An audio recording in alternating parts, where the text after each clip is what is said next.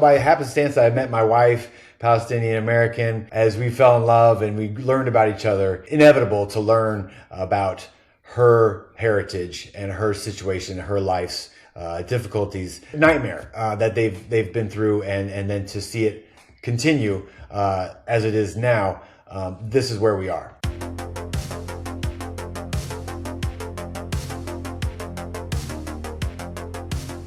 Our next guest has spent his entire adult life in service, not to donors, not to party bosses, but to the people standing right next to him. Brian McGinnis graduated from Quincy Senior High School in Illinois in 2000 and walked straight into the Marine Corps boot camp days later. He deployed during the initial invasion of Iraq in 2003 as a light armored vehicle crewman, served 4 honorable years, and even competed on the all-Marine boxing team because apparently one form of discipline isn't enough. After the Corps, Brian moved to North Carolina and became a firefighter in Raleigh, spending years running towards emergencies while raising 4 kids with his wife.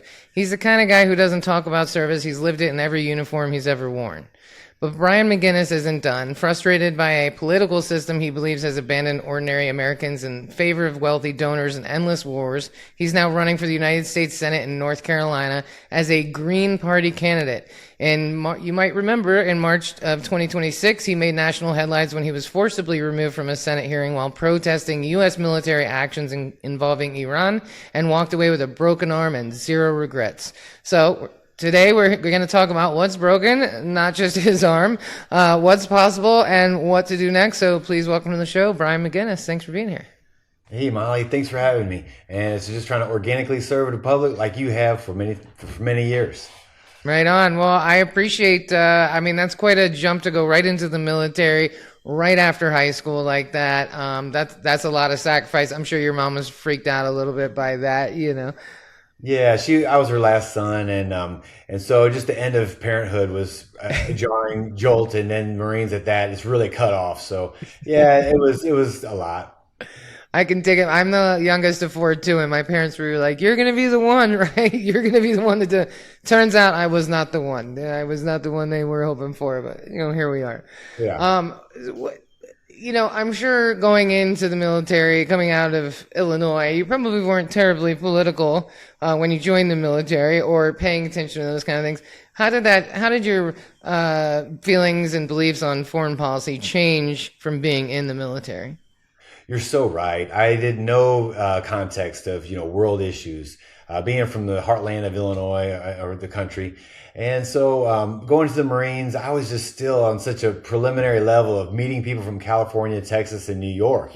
These are people I only heard about. And so just to hear their accents and to be true and learn about their lifestyles was where my focus was, just getting the grasp of, day-to-day life amongst many new faces. And of course, my military job as well. Just they keep you on your toes. You're very disciplined. So my foreign policy didn't grow that much during my Marine Corps experience. Of course, we went abroad. I went to a Mediterranean float and stopped in Djibouti, Africa. We stopped at some Liberty ports like Crete, Greece, Marmaris, Turkey, and even around where it's hot right now, the Strait of Hormuz in Bahrain. And so add some real short-lived experiences in those countries, but that's during a Liberty, 8 to 10 hour, stint from the Marines. And so that's not immersing yourself in the culture. So, take that for what you will. But at least I did see a little bit abroad. But just overbearingly coming back home after serving, and then most notably in Iraq, encountering some conflict there, engaging in combat, and then coming home. That was the big thing to process. That was the big pill to swallow. And whether it was right or wrong, I kind of kept that at arm's length for a long time and just let it be, and just like many veterans, it's what I did, and so be it. And you move forward, and I just was trying to acquire a job and a life and a family, and put myself to that. And so by happenstance, I met my wife, Palestinian-American, and so her, as we fell in love and we learned about each other, it was just inevitable to learn about her heritage and her situation, her life's difficulties, her family's occupational nightmare that they've been through, and then to see it continue as it is now. This is where we are. This is where I am. Well, it's a beautiful way to learn about another culture, like through the lens, an arm of love, because I feel like you're open to learning and understanding, and you want those things, and so that's a beautiful thing, but also heartbreaking at the same time, because having empathy.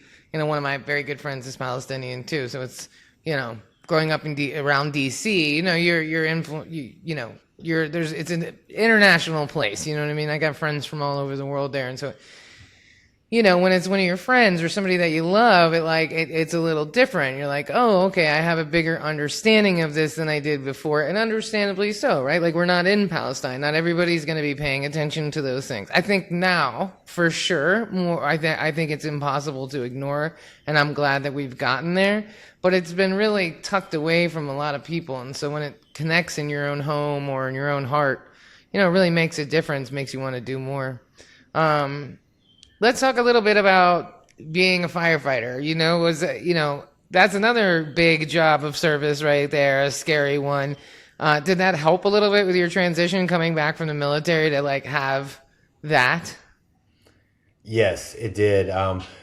My academy instructor was a former Marine. He was actually instrumental in helping me get hired because I said a pretty, very descriptive story during my hiring process interview, and I outlined how I had to engage in a certain situation with my gun, where there were questionably maybe civilian targets along with combative targets, and this was an opportunity. This was a time when I had to make a tough decision, and I was using all the experience I had as a young person to try to win the acceptance of a fire department. But one of the people on the panel said how barbaric was that? But thankfully, he stood up and said, hey, that's what you have to do in these situations. All that being said, I got hired, and he was a very militant type of instructor, so I kind of fell right in line with knowing how that goes, and the academy was very exciting and lots of hard work to learn the trade and learn how to fight fires and even more so EMT, medical treatment. And so it was just a great place to just pour out a lot of effort and energy, which I really enjoy. That's kind of my way or my nature. And so it was very enjoyable there. So it was a great place to go. And it's been a great career ever since. I've met some great people. And in that academy, I met my now blood cousin who introduced me to my wife. And she's a chief at the fire department. She's promoted through the ranks very well. I've stayed a firefighter. But anyway, and also I can thank the fire department for introducing me to my wife. There you go. Well, let's talk about your decision to run for office and what the catalyst for that, and then why the Green Party, because I know everybody wants to know. Well, they were the only ones representing the Palestine. The Democratic Party didn't allow any Palestinian representation at their convention. That was a big slap in the face for me. This whole process, we've been hoping for some type of give towards empathy or towards any time of extension towards the Palestinians, but no, it's been completely denied, and which is the extra information that shows you how bought out our government is by the Israeli influence, and how Israel can never admit any faults. You never hear of that. And then Palestine is never doing anything good. So our Western media is so bought out, and I think it's just so obvious. Yet so many people are indifferent or just not paying attention. The Green Party was representing Palestine, and so that seemed like an avenue to definitely vote. And then I got involved with the North Carolina Green Party, and they were the people I like to hang out with at a party. They were just nice people, good folks, and I listened to what they were saying, and I agreed with it. And undoubtedly, the Palestine subject, and so. I was really depressed. I was just having a hard time, knowing what military action is and the crime that war is and how it does take so many people's lives, seeing it firsthand in Palestine and Gaza. I was needed to move my depression into action. And so I thought a peaceful way of going into action is politics, and that would be immersive and distract me from my depression. And I felt like I could morally or some type of consciously pivot my depression into action, and I wouldn't have to feel like I have to feel guilty about not paying attention. I am paying attention. It's just I'm not sitting there in my depression anymore. I respect that, and I totally relate. I was feeling very rudderless myself for a while, and I was detained by ICE last May at the Miami airport simply for asking if they were ICE, and they revoked my global entry and TSA pre-check. And so when I came back, I decided to launch this podcast, and it's helped me tremendously because I was really feeling like, what is my purpose? I'm not married. I don't have kids. I'm watching things happen. I'm watching a lot of people not notice, and it's tough, right? Like, I'm an emotional, empathetic, logical person. It's a mixed bag over here. Let me tell you, when things don't make sense, I get really upset, and nothing makes sense right now, So, I respect, it's like, am I going to have a huge impact? I don't know, but at least I'm doing something, right? Principle over circumstance. It's something.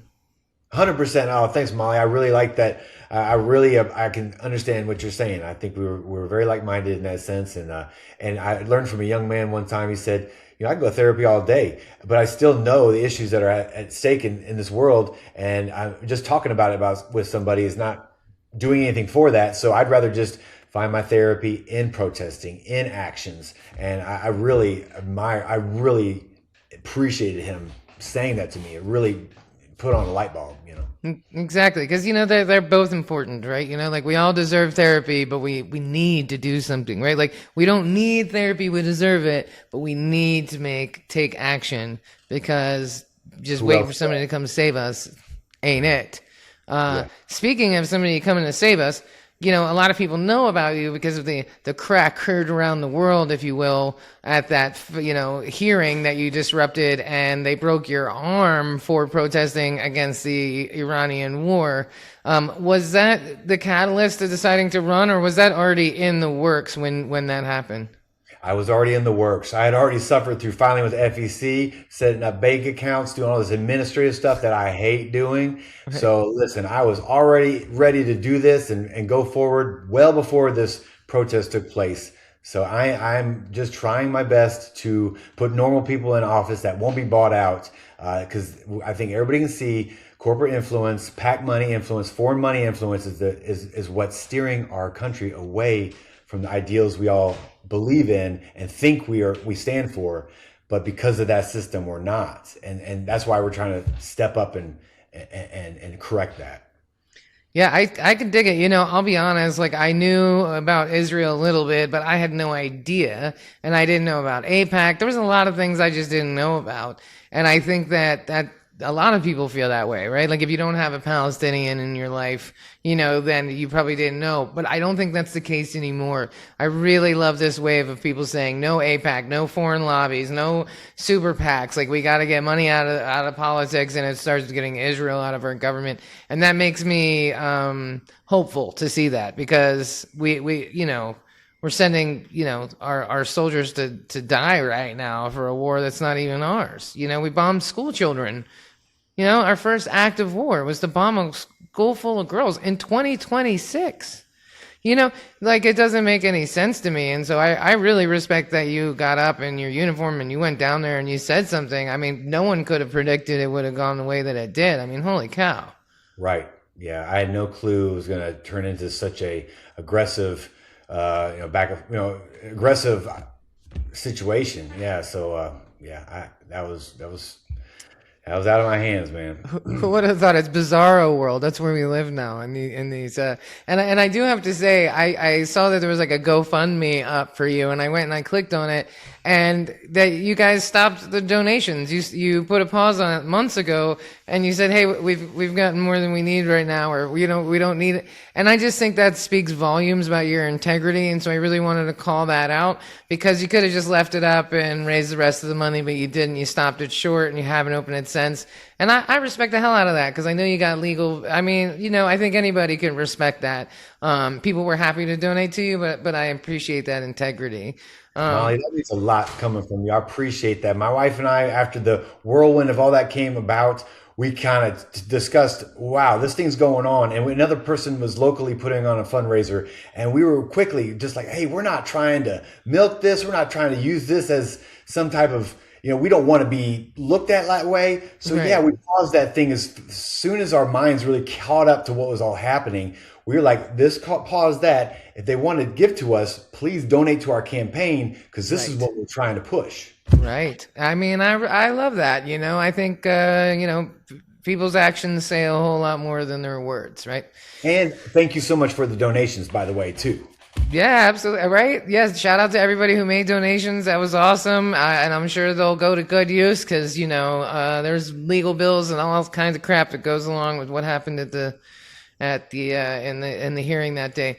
So let's talk about North Carolina. What are the biggest issues that are hitting people in North Carolina, and what are you going to do as senator to help alleviate some of that? Housing costs are great because it's such a nice weathered state. Everybody's moving here.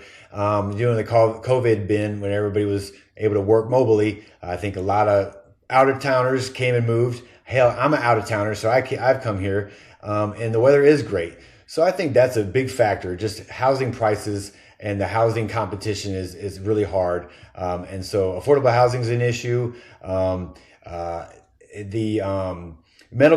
of the nation's problems are North Carolina's problems, of course. Healthcare is hard. There's a lot of rural hospitals that aren't getting funding. And so, power grid is struggling. This last winter, there was times when the Duke Energy power company here was asking people to, moderate their own electricity use. Yet, now the data centers are coming, and the government's trying to, wield the government to help subsidize that. And what benefit will these data centers have for us, other than, empowering the surveillance system that's going to come and, control us even further? That's not a benefit. I'm saying that satirically. They're just going to drain us of even more serious electricity, because those things demand a large, incredible amount of power. And they're going to also ruin our waterways and our environment. And North Carolina has a beautiful environment. So I really, if voted in, would put what do they call it? One of these, stoppages on building these things, and just deny it just for the sake of our environment, because that's one of our strongest assets in North Carolina, and it truly won't benefit people. Yeah, North Carolina is shockingly pretty for those who haven't spent a lot of time down there. It's a beautiful state, and it's still pretty rural in a lot of places, so it can't really, handle all that. Let's talk about the two-party system. And bipartisan support for endless wars, and what does the alternative look like? Because a lot of people talk about third party as a throwaway vote. What is your pushback on that?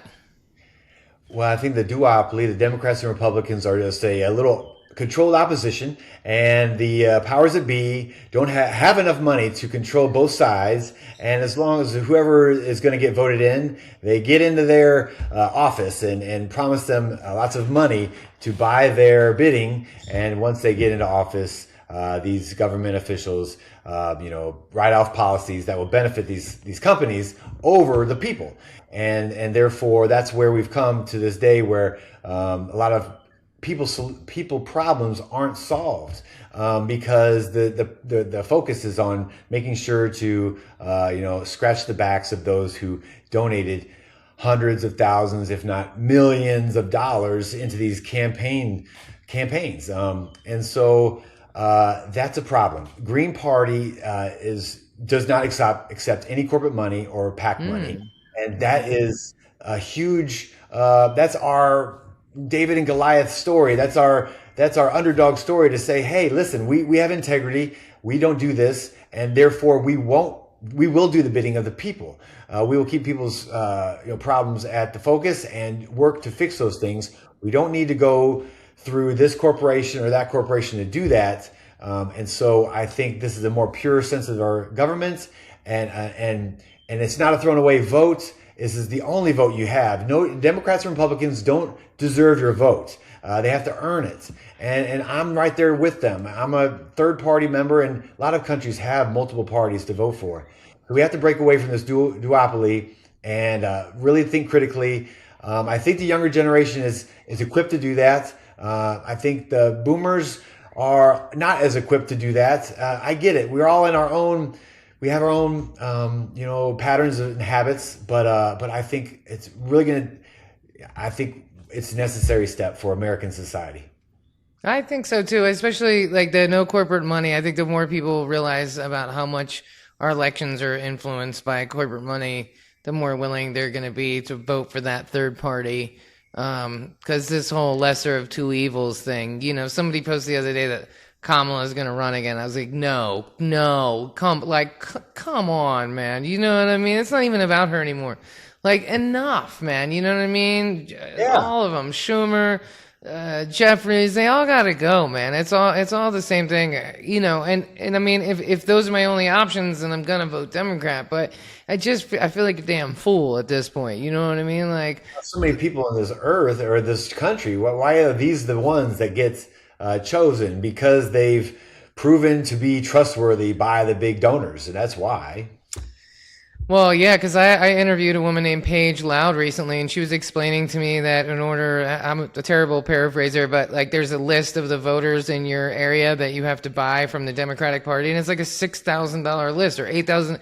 It's like, why is the Democratic Party charging Democratic candidates that much money to get the list of voters? Like, they are controlling the outcome of these things from Jump Street, and that is wildly troubling to me. You know what I mean? To me, that's like massive red flag. Like, you're not even giving the constituents an opportunity to vote for the best person, because you're not even giving them the list of their names and numbers unless they pay for it.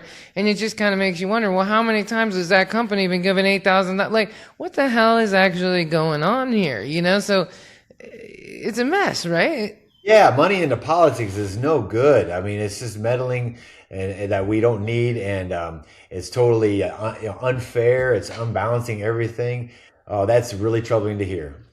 Yeah, well, I guess the Green Party doesn't do that. They probably gave you the list, which is the smart thing to do. Why wouldn't you? I mean, it really makes you question, well, wait a minute. Why are you doing it that way? And I think it's good. I think that it's good that Americans are questioning things, even though it can be very overwhelming right now.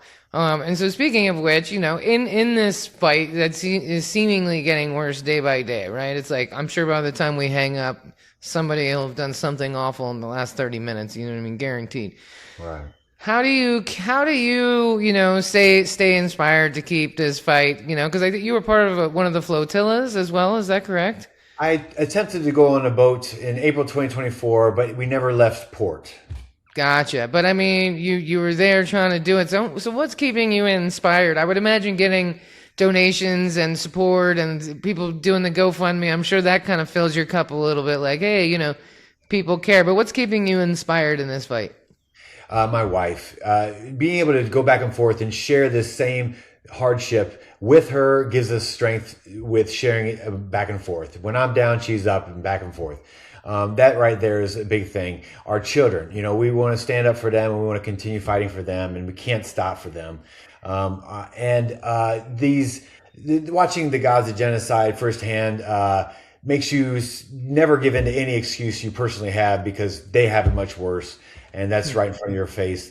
And then, yes, the positivity that came from the emails on my website, campaign website, after the event on March 4th was overwhelming. I seriously was reading them, and they were so overwhelming that I had to stop, call my mom at 3 a.m. in the morning, just tell her, Mom, this is happening, and I'm so overwhelmed, and it's so special, whatever.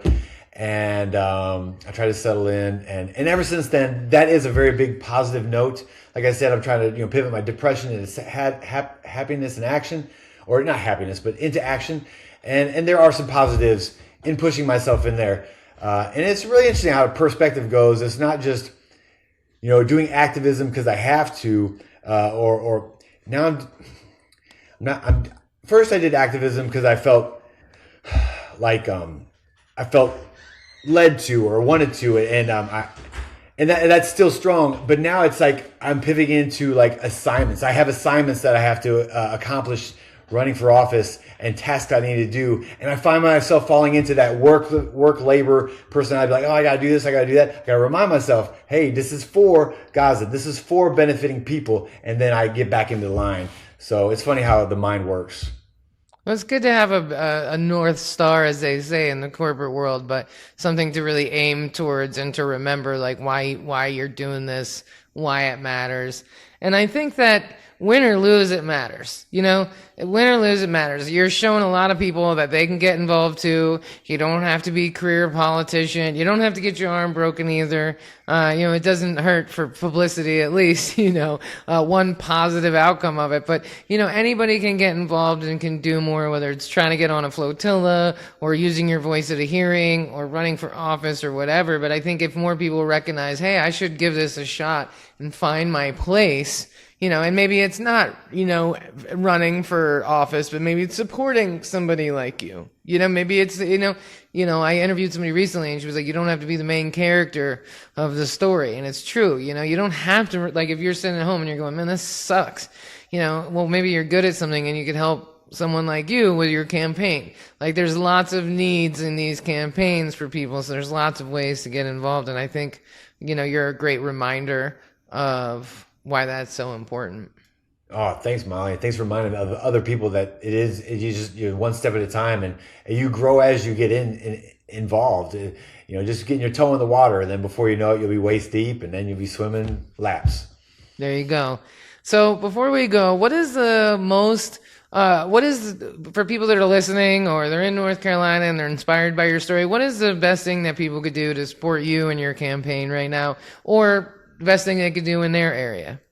Oh, well, you can go to brianmcginnis.org and you can either volunteer or donate or read about what I'm standing for. And then I just would encourage everyone, like I said, if you wanted to get, civically active and learn how to contribute to your society and our society, you can find a organization that maybe you vibe with and represents things that you care about, and slowly get involved with that group and see. A lot of times there's really fun people there that would obviously care about something you do too, and you can really build a really neat community and find some neat friends through this. It doesn't have to be all just screaming and yelling or something. This is a functioning group of people that needs to eat, needs to commune and have fun and live.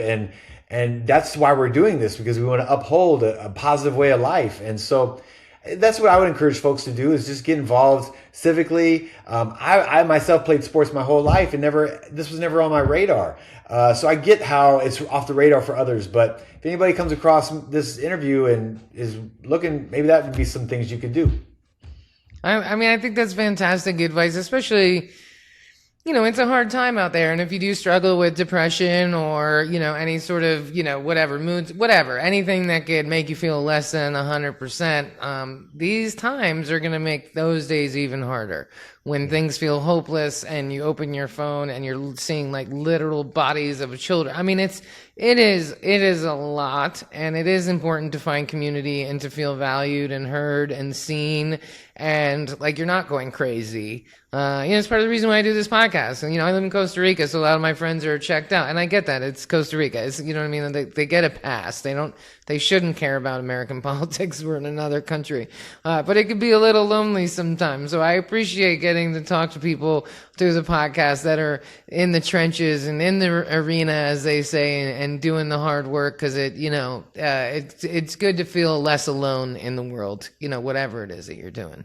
Yeah, it is important. It will flip you 180 when you meet someone who smiles and says, "Yeah, I care about the same thing you do." It really helps more than many prescription drugs that are out there that help a lot. But just that's not the only remedy. We as friends and peers can really help each other out. Absolutely. You don't have to be a soldier either. You could be just a regular old civilian to find that, camaraderie and that connection and that community, for sure. And I find civilian activists or people who come from the heart more admirable than the soldiers, because we all, took up arms for a paycheck or college tuition or for the country. I know there's very good reasons for folks to join. I'm down for that, and I respect that.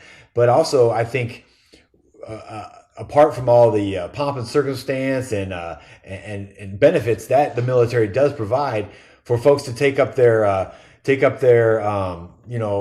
what's the word? Take up their fight from the heart. That's another level of admiration I have for those people. That's a great point. That's a great point. I mean, my brother was one of the first recipients of the Navy Sea College Fund. He joined the military to get his college paid for. So, makes, and no shade on that, but you're right. People that are out there on the front lines are doing it because they really want to, Yeah. So, before we go, is there any last message that you would like to share with people before we wrap this thing up? Well, Molly, just knowing that you've been an activist and always had a conscience that's, politically activated, I'm really excited that I've gotten to talk with you. And I just want to tell you, thank you for having me on your show and amplifying our voice. And like we were just talking about, having commune with you is been really enjoyable, and it's really nice to meet you and know you now. You too. You're a lovely human, Brian. You really are. You're a gem. So thank you for coming on the show. I wish you the best of luck with the campaign. I'm excited for you. I think you're going to get some support. I'm sure you're already getting support, and I hope to be a little part of that. So thanks for your time today. I really appreciate it. You got it. Thanks, Molly. You too.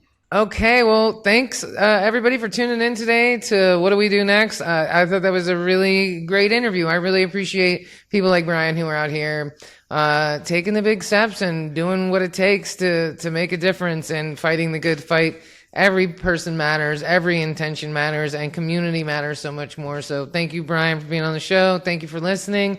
And, if you find this content to be good, please share it. That really helps a lot. Please join the Substack. That also helps a lot. And we're also looking for some sponsors. We had 38,000 downloads this week. And when we get sponsors, we're able to get more downloads and more visibility, which is going to help all of these candidates. So if you are looking to access a whole bunch of people who are interested in what's happening right now, hit me up because we should talk. So until then, please, everyone, be excellent to each other, and we'll see you again real soon. Thanks.